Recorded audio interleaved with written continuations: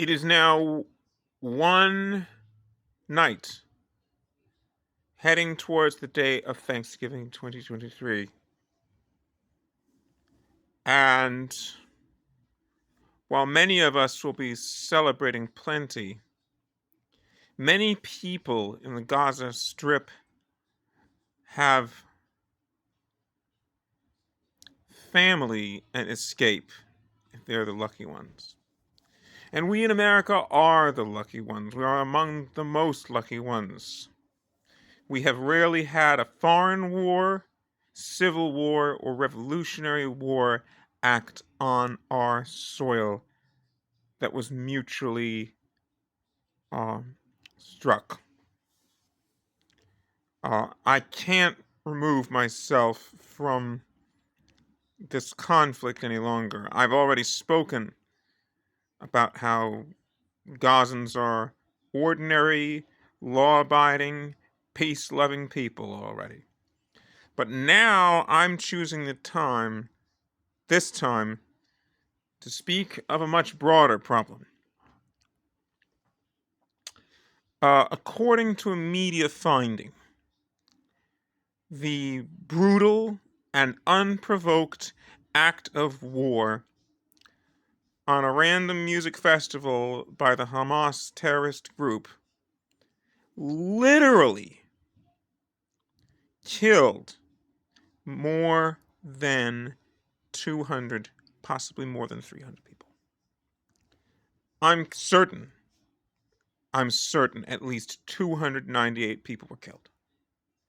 In fact, one estimate says 1,400 to nearly 2,000 people were killed that day in that place. And why is this important? It's because this is a new ground zero. In all the history of the United States and the world, there has never been a single act of war incurring the death of more than 899 people. If the politicians and the students of our age could open their eyes, open their ears, and open their minds, they would understand what made Israel victims. But they're not victims anymore. Nope. They can run home to their affluent city homes, and the bulk of abuse now is on Netanyahu. I have always had one simple solution to one unsolicited act of war by a terror group, now leading to a terroristic and hate-filled regime. You see, we gotta be careful when we talk, and who we talk to, and how we talk to them. Hamas might be a party now, but they have hijacked Palestine the way that Vladimir Putin has hijacked Russia, the way that Benjamin Netanyahu has hijacked Israel. Hijack, hijack, hijack.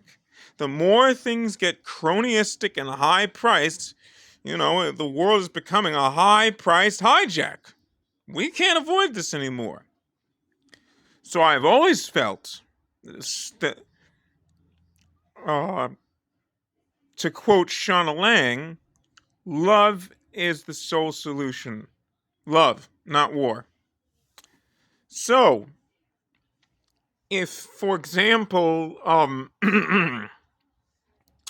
Martin Luther King Jr. might describe a multiracial and multi-family line, and even neighbors invited Thanksgiving, he might describe a contemporary Thanksgiving as sitting at the table of brotherhood. Well,